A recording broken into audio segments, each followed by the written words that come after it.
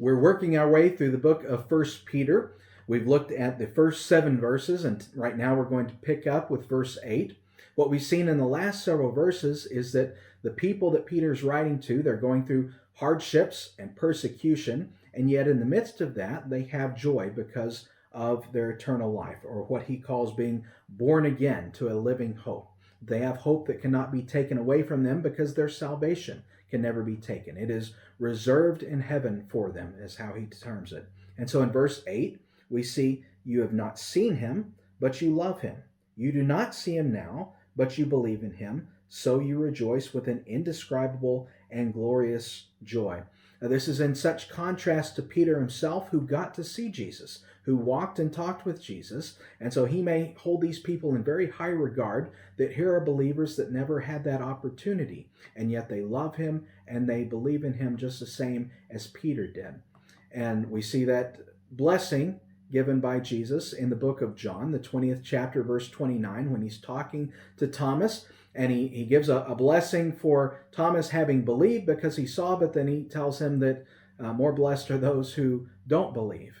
Don't see and believe. And so here are those type of people who believe, and yet they never got to experience Jesus on this earth. And so they're rejoicing. He continues in verse 9, because you are attaining the goal of your faith, the salvation of your souls. That is the reason for the joy that they have, that is indescribable, that is glorious. He uses very lofty terms because they are already experiencing the goal of their faith, the salvation of their souls. Attaining here doesn't mean they're achieving it by their faith or their works. Peter here in this section from verse 3 through 9, which I mentioned earlier is one long sentence, he talks about salvation as something that is past, present, and future. It's past because they've been born again. When they had faith, when they believed, they were born again at that moment, and their salvation is secure then, reserved for them in heaven, is how he terms it. So it's future. Jesus is going to bring us our salvation when he returns. He comes not in respect to judgment, but in respect to salvation, is how Hebrews puts it. And now he speaks of it in present tense, that in some way, even in the midst of these trials, they're able to rejoice because they're already experiencing salvation.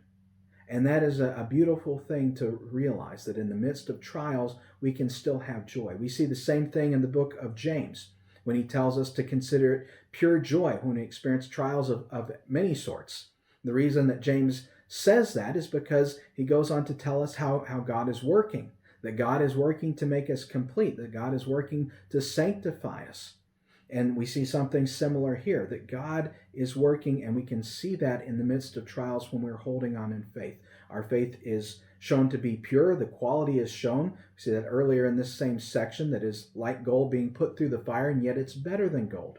When we see that we still have faith after these trials, our faith is then bolstered, but our joy is also there.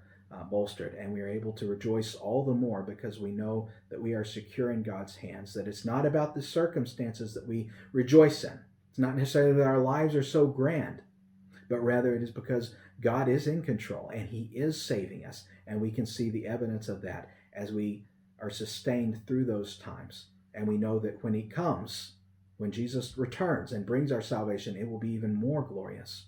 So hold on to that during those hard times. Next time we will pick up in verse 10, and we'll start looking at the next sentence.